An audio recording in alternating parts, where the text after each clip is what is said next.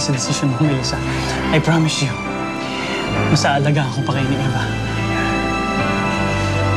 Hindi pa nga tayo. Inaalagaan mo na kami eh.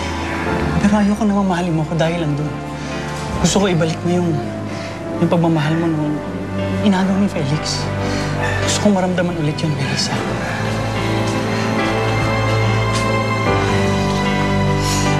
Sinagot na ako.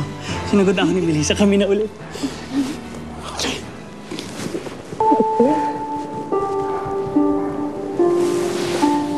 Eva?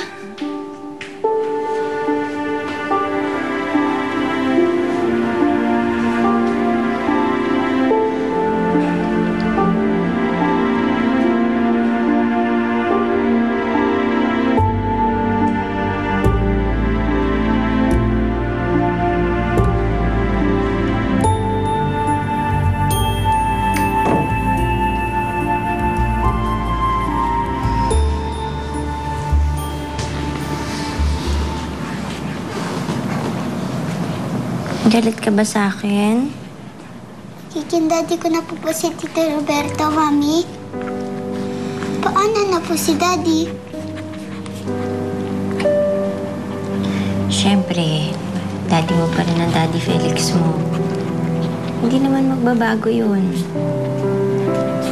Pero si Roberto, anak, nagiging bahagi na siya ng buhay natin. Inaalagaan niya naman tayo, di ba? Di ba mabait naman siya sa atin? Opo. Sabi niya nga po, parang na niya daw akong anak. Kaya lang naaawa po ako kay Daddy. Malulungkot po yan kapag nalaman niya may iba kang love, Mami. Naiintindihan niya rin tayo. At isa pa, matutuwa yun kasi inaalagaan naman tayo ng Tito Roberto mo, di ba? Okay na sana eh. Okay na sana. Sinagot na ako ni Melissa. Pero yung anak ni Felix, hindi ko matimple. Pumapapil pa. Bakit ba? Ano ba nangyari? Akala ko okay na ako sa batang yan eh. Pero mukhang ayaw niya sa akin para sa mami niya. Pare, natural lang na mas matimbang sa bata. Ang totoong daddy niya. Dapat hindi ko na pinatatagal to eh. Kailangan pa sa akin na si Melissa ng buong buo.